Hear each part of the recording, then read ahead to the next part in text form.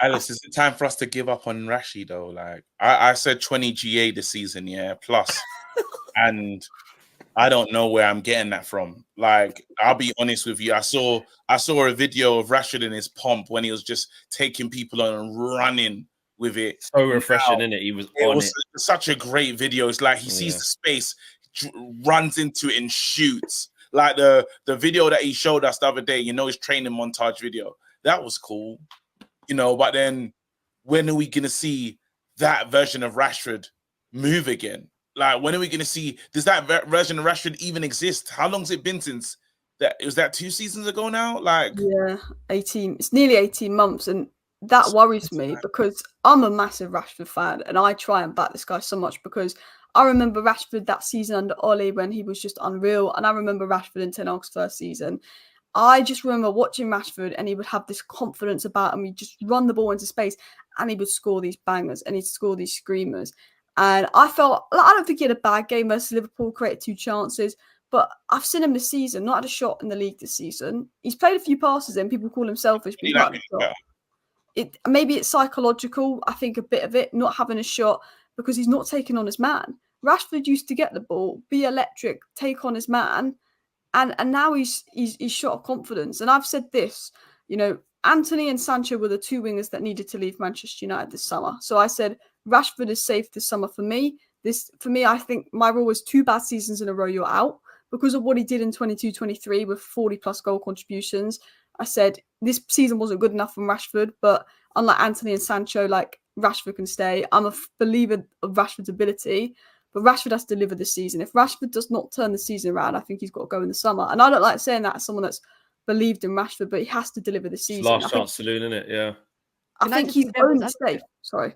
Oh, no, carry on. I was just going to say, I think he's only safe, really, after this season because of what he did in Ten Hag's first season and because of how the Sancho situation, how bad Anthony's been. I think that's what's buying in the safety.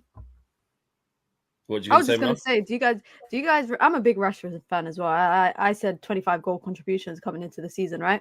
But do you not remember last season, Galatasaray, Champions League, match view, and I said that Rashford was playing for a contract the season before that, and you lot got onto me. Somebody sent me the link on UV clips. So I just want to say, I told you guys. I told you. You said that. He just wants to do this because he wants to get the new deal, that new big contract. Yeah, you did say that. I remember. It's not even these contract guys. Now that Omar's here, the game has changed in terms of you can be signed here, but Man United are willing to take a loss. We're taking a loss on Sancho, really. So Sancho, massive. There's players that like were sitting cushy. They're no longer cushy anymore. So the contract thieves, they're not going to be able to do that anymore. They're really people are going to be staring at them. They know now I have to perform. Like yes and no. Yes and no. It's still hard to get rid of him, because if he's locked into a contract, he doesn't want. How long's he got left now after that sign that deal? Was it like 4 years? Probably left? 4 years. 4 years. He doesn't have to go anywhere for 4 years now. If he wants to stay for 4 years, he's going to stay for 4 years. He'll do the Lindelof, Phil Jones. I can't see Rashford. Well, I think he'd be the type of guy that would like back himself. I'll turn it around. I'll improve. Give it that kind of thing. What is quite staggering, to be honest, is the longer that time goes on, it feels like he's becoming more and more mentally fragile, really, as the time's actually going on. Because when you think about it, we talked about, he's had good seasons on and off, but the last 2 years, and even when he had his good season or his purple patch in Ten Hag's first season, people kind of forget coming into that season after a bad season before, it took him a while to get going into that season as well. I remember watching him in pre-season and he was missing some chances then, and you could see the shoulders start to sort of go down and you start to see the sort of head shaking and walking around. And that story with the Steve McLaren thing still sticks with me, that in training, hey, your next goal is you're going to score the winner. Don't put that pressure on me, Steve. It's training. I know it's Man United training, but it's training still. That's not even a real match. So I feel like unless he figures out that side of it, I don't know if he will be able to turn it around, because we all know as fans, we see it in the media, with how they perceive Manchester United, how they treat Manchester United players, and even with fans, how the scrutiny, particularly on homegrown academy players, is there. It's almost like if you're not just that mentally robust and strong enough, I don't know how he's going to be able to fix that. I don't know how he's going to be able to turn that around. I think what doesn't help as well is when he does stuff like he did last season, when he's doing really bad, and then he does those, pieces where he basically tries to come out with a bit of chest and say, if you doubt me, I don't give a shit, all that kind of thing. But he does give a shit. He clearly gives a shit, because whenever the people are getting onto him, he doesn't like it. And the problem is, there is that fine line between it's too far, but some of it is very justified criticism of Marcus Rashford. But you can't then come out and be like, oh, if you doubt me, even better, when there are people doubting him, and he doesn't like that people are doubting him as well. So until I think he figures out that, I don't know if he's going to be able to turn that round.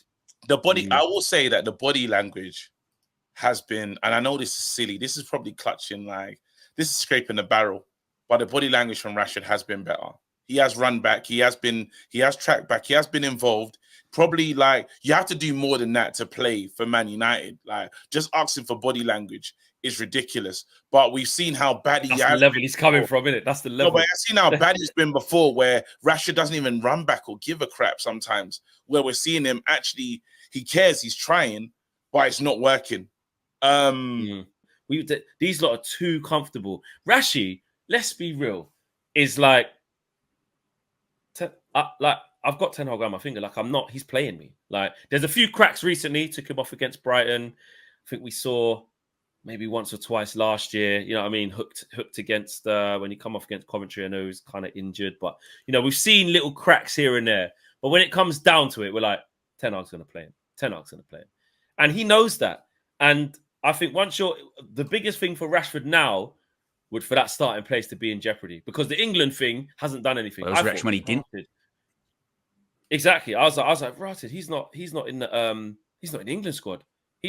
Rashford's gonna be mad. He ain't having that. Watching all them not go England camp and do up the Lions Den with Josh Denzel, and he can't be in it.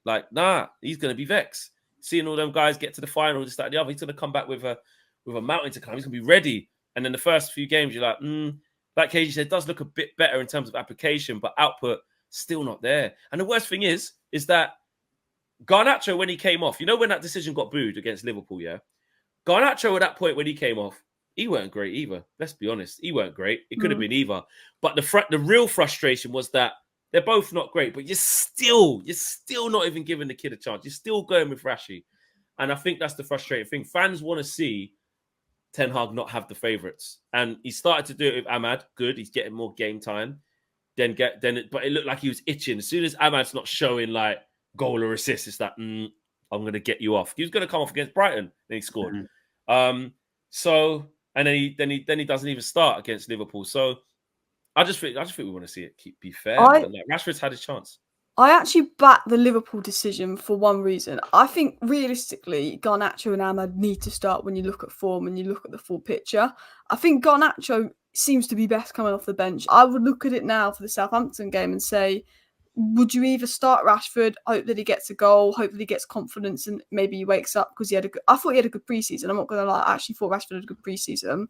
But I would probably start Garnacho and Ahmad next game. But I actually do get why he started versus Liverpool because of what he does to Trent.